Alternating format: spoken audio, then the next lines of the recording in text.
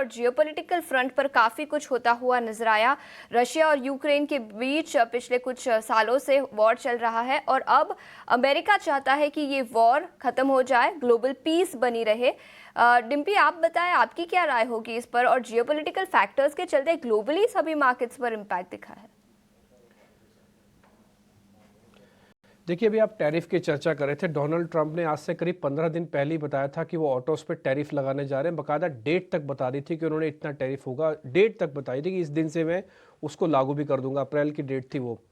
तो मेरे लिए कोई बड़ा एक्साइटिंग फैक्टर नहीं है। डोनाल्ड ट्रंप आए ही टैरिफ के नाम पर है चुनाव जीत कर, और वो आए हैं चुनाव में दूसरा बड़ा हिस्सा लेके कि वो रशिया और यूक्रेन का वॉर रुकवा देंगे, है ना।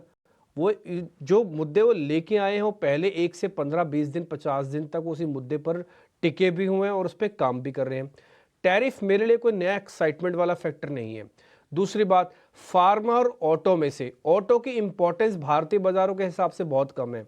द रीजन इज बिंग हम यूएस में तो बहुत बड़ा एक्सपोर्ट नहीं करते। हाँ, यही टैरिफ अफ्रीका के साथ होता हमारा प्रॉब्लम होती, यही चीज हमारे इजिप्ट के साथ हो जाता, मान लो हमारा श्रीलंका के साथ हो जाता, तो वहाँ पर हमारा बड़ा एक्सपोर्ट जाता है। खासकर जो स्टार्टिंग एंड की गाड़ियाँ होती हैं, M&M की और मारुति की, इन सब की गाड़ियों का बड़ा बाजार है वो वहाँ पे, तो वो इम्पैक्ट आता है। और ऑटो एंसिलरीज है टिपिकली वैसे भी, तो एंसिलरीज पे भी ज़्यादा इम्पैक्ट इंडिया का कुछ है नहीं। एंसिलरीज का टोटल मार्केट तो चाइना है। खैर, एनी हाउ, मैं इस पर थोड़ा बाहर निकल आता हूँ क्योंकि मेरे को टैरिफ से कुछ ज़्यादा बड़ा डैमेज दिखता नहीं। और फार्मास्यूटिकल्स पे टैरिफ लगाना इट्स वेरी टफ गेम।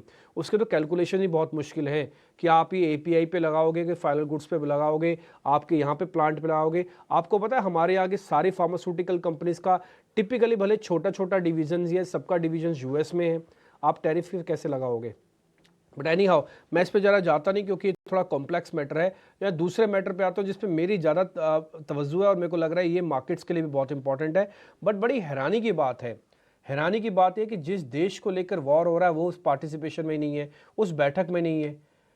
और एक चीज़ जिसके लिए वॉर हो रहा था वो मुद्दा ही नहीं है। वॉर किसके लिए हुआ था? वो कह रहे थे कि हम नाटो के सदस्य बनेंगे, रशिया कहता था हम नाटो के सदस्य बनने नहीं देंगे। आपको पता है नाटो के सदस्य ना बनने को लेकर अमेरिका भी साथ में खड़ा है, जो पहले सपोर्ट करता था। अब वो कह रहे हैं कि हमारे पास तो प्रोबेबिलिटी बहुत कम है कि इनको हम नाटो का सदस्य भी बनाएंगे यूक्रेन को, तो फिर आप लड़े ही क्यों? पहला पॉइंट।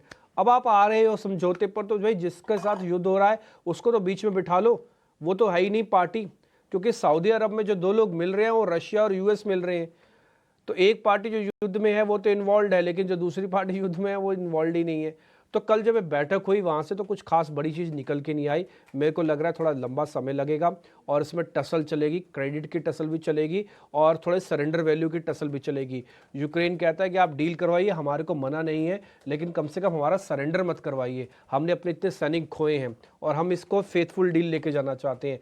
तो ये डील में थोड़ा सा समय लग सकता है, इतनी आतुरता ना बताएं। हाँ, लेकिन डोनाल्ड ट्रंप इसको ज़रूर करेंगे, ये बात समझ में आ रही है, ये उनके पार्टिसिपेशन से समझ में आ रही है। इसलिए मार्केट इस डील को जितनी जल्दी युद्ध विराम हो जाए उतना इसको पॉजिटिव मानेगा, क्योंकि बहुत ही क्रिटिकल जोन पे आ चुके हैं। और इसमें से एक तो महाशक्ति भी है रशिया, अगर वो सरेंडर मतलब उनका युद्ध रुक जाए तो फिर चीज़ें बहुत तेज़ी से बदलेंगी।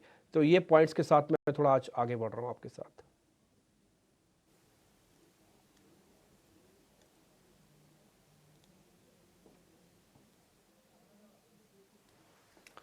ठीक है, चलिए ये देखते हैं क्या कुछ निकल के आता है, उस बैठक का आउटकम क्या होता है। लेकिन अगर पॉजिटिव साइड पर आता है तो सेंटिमेंट के लिहाज से ज़रूर बूस्टर होगा, लेकिन काफ़ी हद तक वो चीज़ें डिस्काउंट भी हो चुकी हैं।